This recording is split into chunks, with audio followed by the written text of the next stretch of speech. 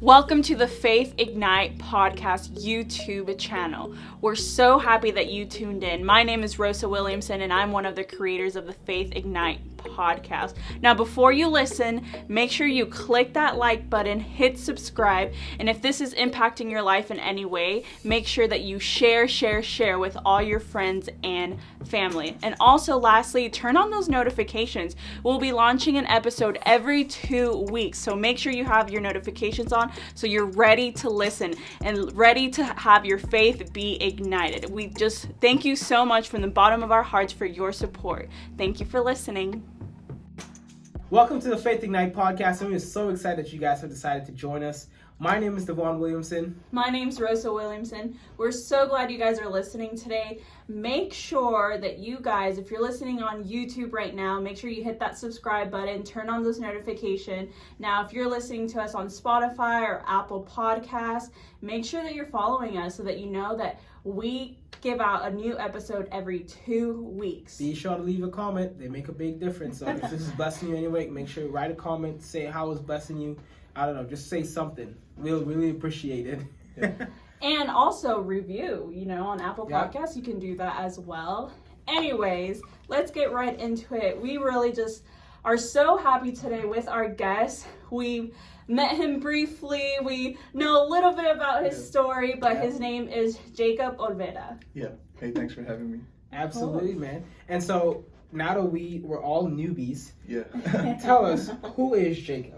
So Jacob, I'm kind of relatively new to Tulsa. Okay. Lived here for about a year and a half. I'm from McAllen, Texas, big city in Texas, San Antonio, 3 hours south where it meets the border. So big Hispanic community. Okay. Dude. Spot on. Yeah. So found out about Tulsa just with the church online and came out here, man. Okay. And so, great job, by the way, by directions. Cause you got that spot on. Yeah, man. And so did you live in Texas before you came to Oklahoma? Yeah, dude. So McAllen is born and raised. I was born there, lived there till I was like 22. I'm 24 right now. Okay. Yeah. Oh, so you've Been there my whole life. Your whole life. So what prompted this move to Tulsa, little old Tulsa? Yeah, so you've heard of Transformation Church? Yeah. So I was TC Nation for like 2 years. Stand up. Yes, sir. Yeah, man. And God just kind of like, I found out of them through relationship goals. I had just gotten out of a relationship at that point, and everything that Pastor Mike was preaching about was like, this is my life. And then it just continued on, like series after series, like, okay, this is my life. And through the Crazy Faith series, that's where my faith will start to come up here. But we could go into detail of like... Absolutely. Yeah, man. Man, you just giving Pastor Mike a plug. You got, what was it? Relationship Goals. Crazy Faith. Like, they're all books if you don't know. If you know who Pastor Mike is, go ahead and look him up. You will see him. He's verified everywhere. And so you're just giving him plugs. I mean, and that's a good thing. Yeah, we're going to plug life, Transformation Church on this podcast for real. Yeah. We are members of TC Nation as well as we go to church, and so shout out to Transformation and Pastor Mike. So with that being said, now that you've had this transition from McAllen, right? Yes, sir. McAllen, Texas to Tulsa, Oklahoma, and it's been 2 years, right? Yeah. It's been 2 years now. What has that 2 years been like? Seeing that you said you felt like you've been led to come out here to Oklahoma or to Tulsa, and now that you've been here for 2 years, did you think did it meet your expectation? Yeah. Say it that way. So one thing that I've kind of found is that oftentimes when God calls us to something, it's something bigger than we can do with our natural ability. So like if you were to tell me that a kid from McAllen, Texas that's been singing for like 3-4 years is going to come be part of a church that's reaching like the nations, like that would not make sense to me. Yeah. And it took faith for me to believe that I could even do that. Yeah, man. So I've just grown significantly, and the transition of moving from my hometown to Tulsa, God became like my dad was like, he was like my mentor, and he was like the God of my dad. But now moving to Tulsa, he's God's Jacob, or Jacob's God. Yeah. Gotcha. Yeah, so it's just a different relationship. I left everything that I knew. I left all the systems that I had for my comfort, and I was just like, I just have you. And then when I moved, COVID happened, and it's just a whole different level of like separation. So it's like, God, I have nothing else but you. I'm in a new city. I don't know anybody. It's just like, man. Go ahead. So you mentioned through the Crazy Faith series, and you mentioned that briefly, but how was your faith stirred up to even come to Tulsa? Yeah, So I serve in worship, and the church I was at before, I had just gone out of a bad relationship, and I got sat down from the team at my church back in McAllen. And dude, that was like a hard identity crisis because like I grew up in church, 16 years old till whenever I think I was like 19 or 20 at the time. All I had known and got an identity from was worship, like doing music. Like people saw me on stage, that gave me like some kind of credibility. I didn't really have to try with friends because they're like, oh, I could trust Jacob just because he's on the stage. So when that was stripped away from me, I kind of went through this like hard identity crisis and kind of like did not know who I was for a little bit. But that's when Crazy Faith kind of pulled me back. Like I found that like it wasn't about the thing, it's about who I was. So God trusted me at that point. He's like, if you can love my people here and find out who you are down here, if you get back on that stage, you'll love them better. Even more. Yeah. Wow. Yeah, man. That reminds me of something. I was actually listening to a sermon by Pastor Mike, Marked. Yeah. When he spoke at Elevation, like I don't know, it's been some time that he spoke at Elevation, but that one message, it stuck with me since I think it was in 2018. I think he spoke there, but that message has stuck with me, and it's so clear. I remember him saying, he was like, when you are in a position of authority, it's basically just an elevated platform. What you do up here should be the same thing you do down here. What you do down here should be the same thing you do up here. And so I'm like, man. Like that is the heart of God. Like He's not going to put you in a position where you're going to fail. Yeah. You have to be the same person here as you're going to be here. Yeah. And vice versa. Thanks. And so, and now I'm really curious. But now give us a full rundown of how this whole thing took place. So me moving to Tulsa? Yeah, you moving to Tulsa and everything in between. Yeah. All right. So it's 2019. Okay. And I was at that place where I had gotten back on the worship team briefly at my old church, but I just kind of felt like I was hitting a wall. Like I felt like I'd already got where I was going to get here. McAllen was already like, I feel like I did what I already did here. And God was using the teachings of Pastor Mike to like, I just felt like it would be irresponsible for me to stay comfortable. So what kind of pulled me here was there was an internship and I applied for it, but I didn't get it. But I still felt like I'm supposed to be there. So day after Christmas 2019, drove up here with my dad and just like, I'm supposed to be at Transformation. And then they had 21 days of prayer and fasting. I met the internship leader. He knew my face through internship videos, but I didn't know him because I only talked to him on the phone. Okay. But he's like, bro, you still came out here. And I was like, well, yeah, I just felt like I needed to be here. But what I found out through that process was like God knew I needed to know in that moment, because there was like so much like church hurt and identity stuff that I still needed to work through. So all through 2020, like I'm a nurse outside of that. So I started working as a nurse, kind of got surrounded by some community, and God just kind of took me through this like, now it's you and me by ourselves kind of thing. Yeah, dude. And then so I stayed in Tulsa, and that's around the time that I met y'all. And then I applied for the internship again, and I almost didn't because I was like, I'm financially comfortable. Like I had already kind of given up on the dream of being involved at Transformation at high capacity. And then God just kind of stirred on me again, like, do you trust me? I'm like, yes. Yeah, so like just the God that started a good work will carry it on to completion. So I applied again and made it, bro. So so that's what I've been doing for the past 6 months. But yeah. So when you said like the day after Christmas you got in your car and you came to Tulsa, Oklahoma. So and your dad was with you. And so what was that like? Because I know sometimes when you tell people certain things, they may not be on board. They may try to like poke holes in whatever your dream is. But what was that like for you? Like I know you probably told people, hey, I love you guys, but I'm out of here. Peace. Like I'm going to Tulsa. And so like maybe it was a lot of mixed emotions. And so what was that like for you?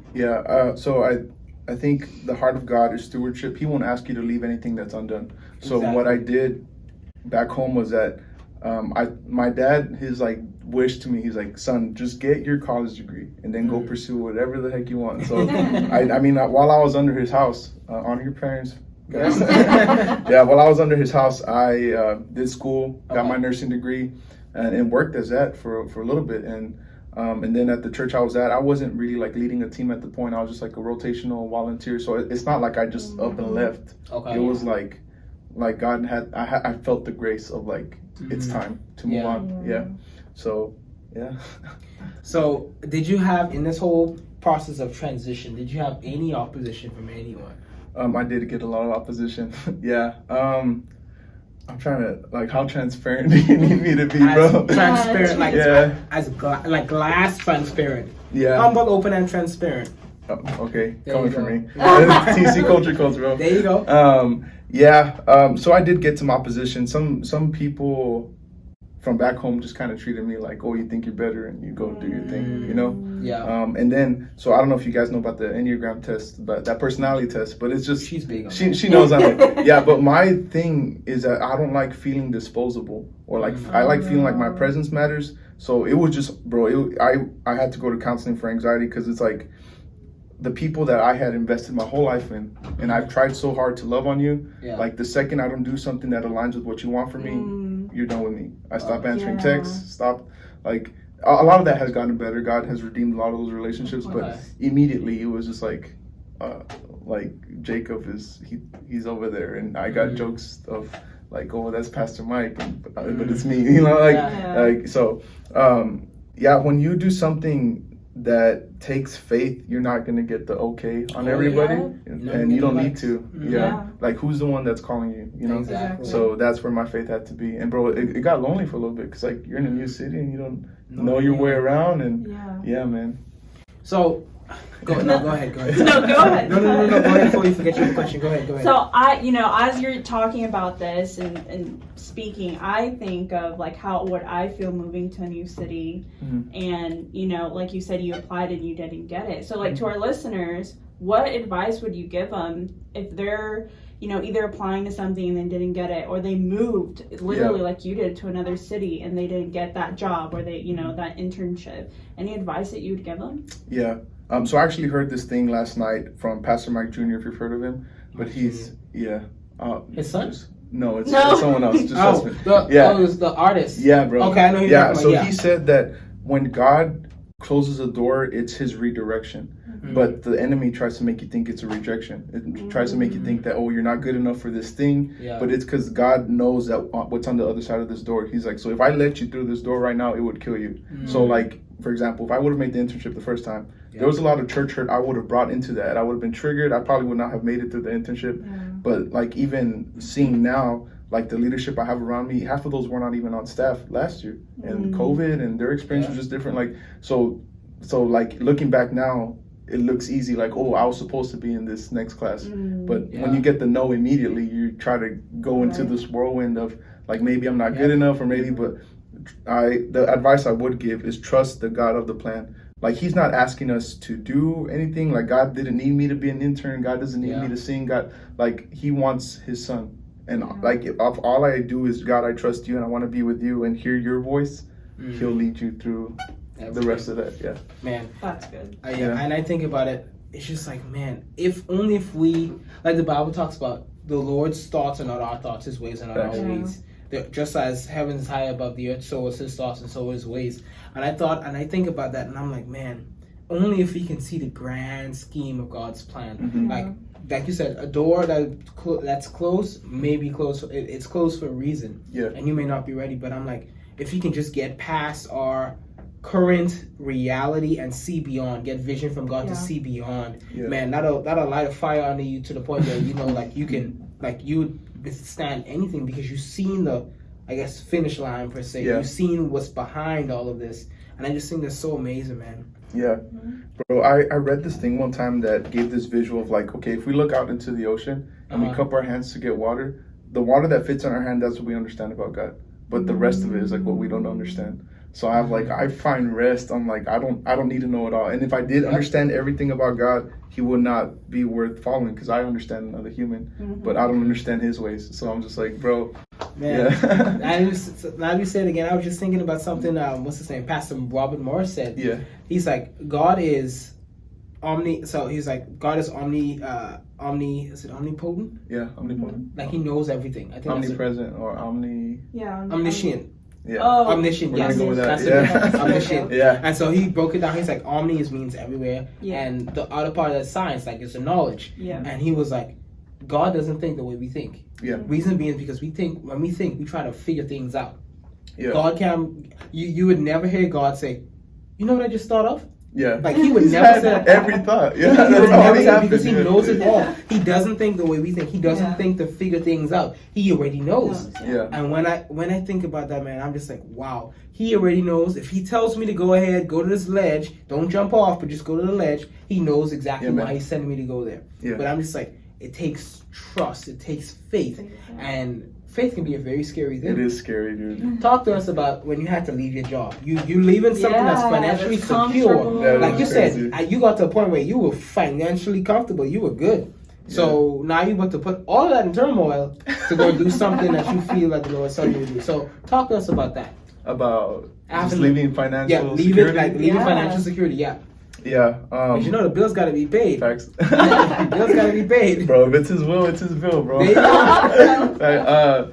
Yeah, I mean, you guys know that verse, like, without faith, you can't please God. Yep. Yeah. Mm-hmm. So I've seen that if I listen to his voice, he'll come through. So like the first thing that I did do was like I did what I humanly could do. So I knew that the season was coming. Yeah. So I like remember when Joseph interpreted that dream, he's like, yo, there's gonna be 7 years of plenty and 7 years. So you hoard, and that's what I did. So I saved some because like I stewarded what I could. Yeah. But even like 6 months without income, bro, like I barely knew this was coming like in October. Yeah. So like that lasted me till March, but God has shown his faithfulness, bro. Like there's been like one time I got a check from a church that I'd never even been to. I was like, how do you even know my name? Or how do you know where I live? Yeah. Or like I'll just get like cash apps from family members or like bro, I'm like sitting here today, my car's still paid, my phone's still paid, I still got clothes in my bag, and I still like if my IRS looks at my income, it's like nothing. Yeah, bro.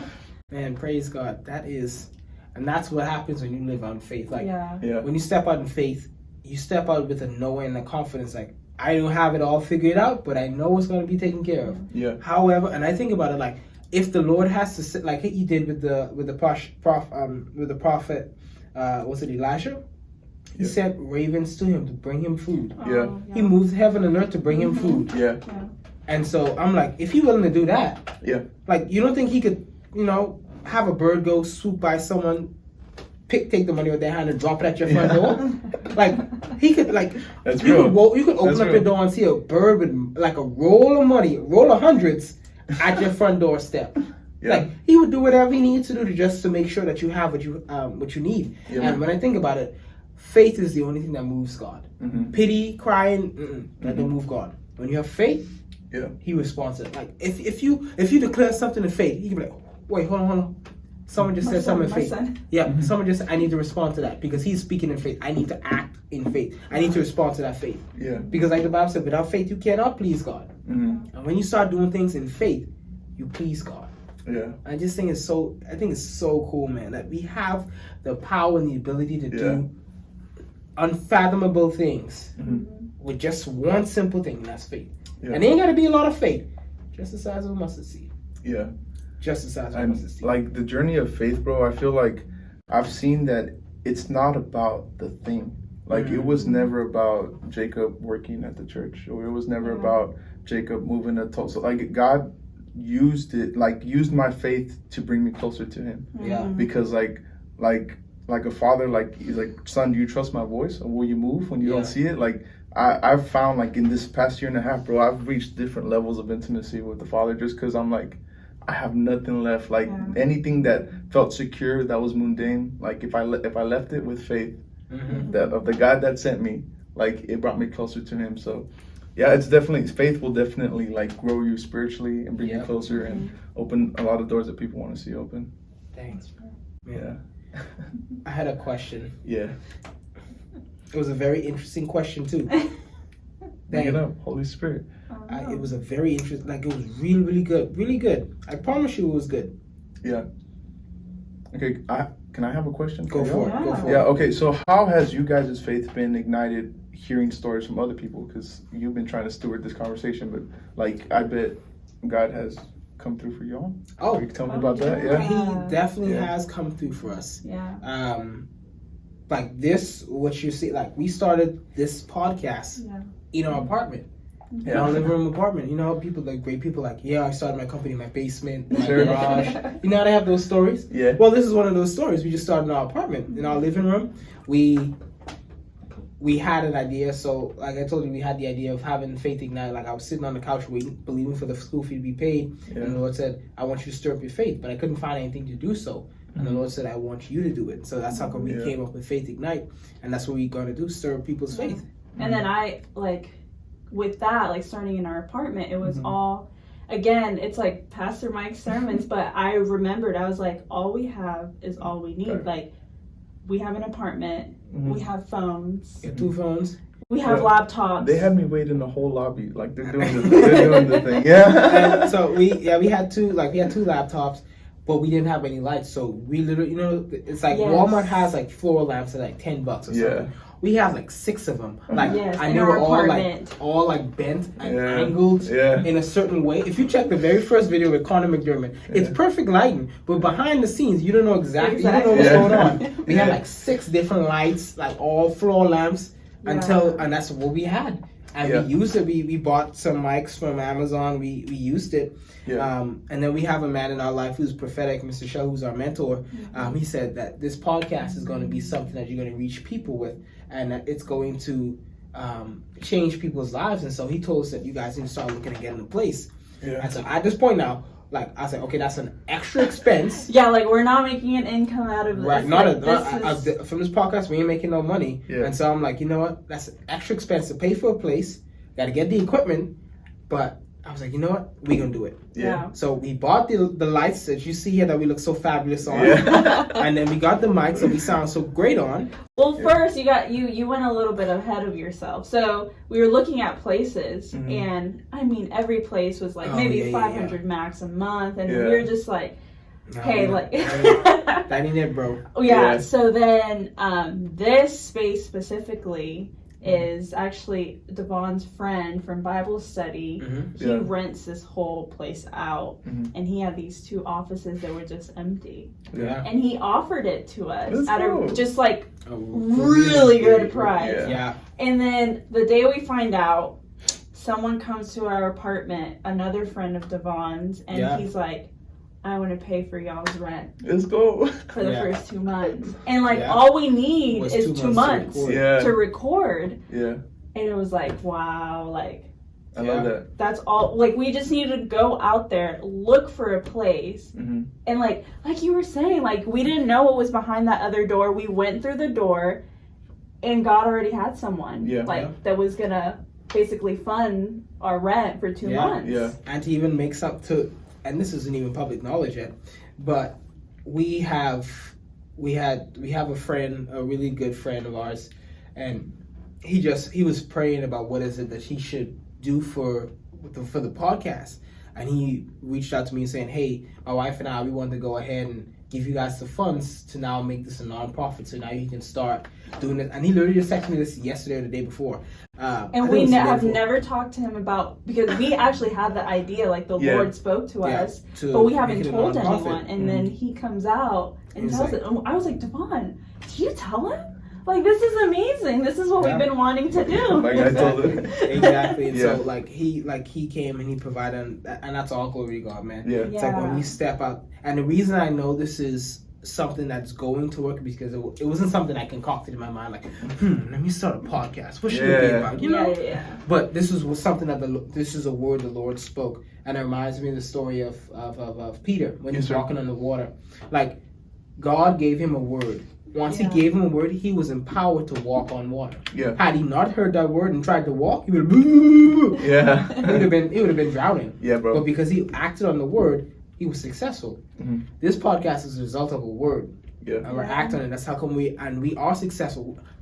I'm not gonna look at my site. Because I see a white wall behind this camera. I'm not gonna look at my site, but I'm gonna look with my vision. Yes. Spiritual eyes. I'm gonna close my eyes and I'm gonna see. We're in an arena where we have like those big cameras pointing at me and Rosa. We're interviewing people.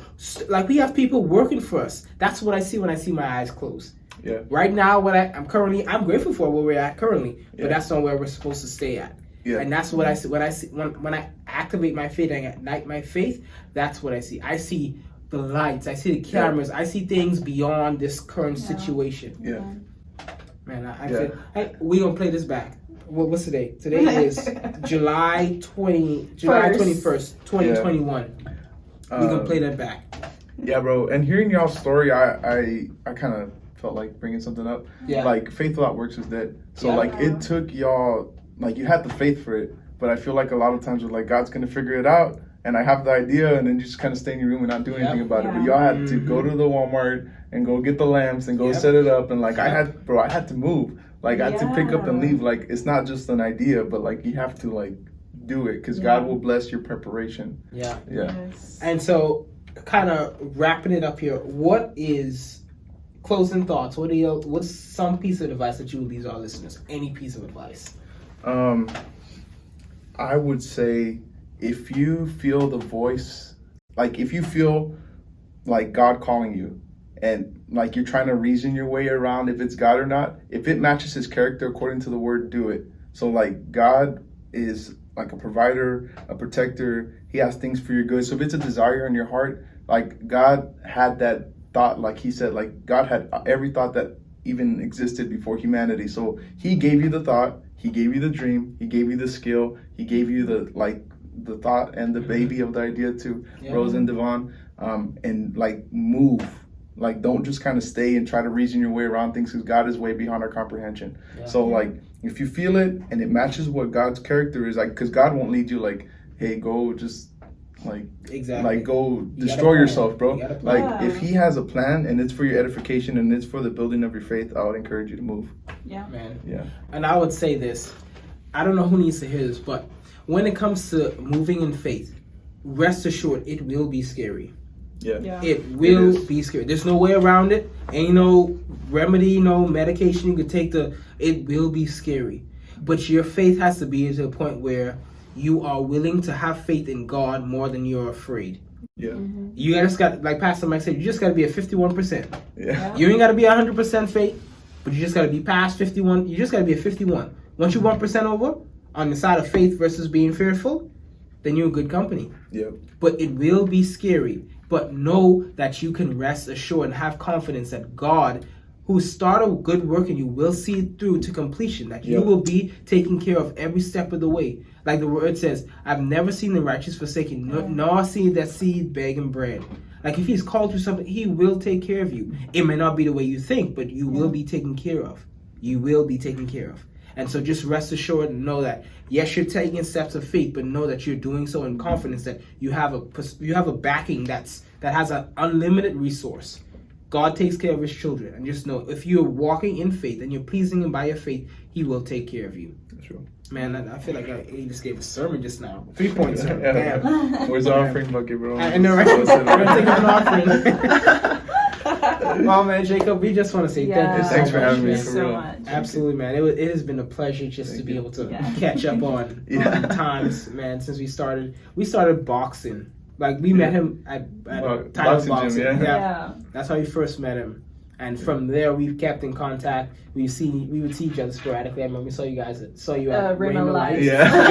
Just out of the blue. You just saw Jacob, but I mean it's a blessing to hear your story, man. To see how you took hold of faith and actually acted on it, and now you're actually living in faith. There's like I said, there's nothing. You have nothing left. But in your surrender, in your inability to provide for yourself, that's where God comes and steps in and does exactly what you expect to do for yourself. Man, that's good. That is good.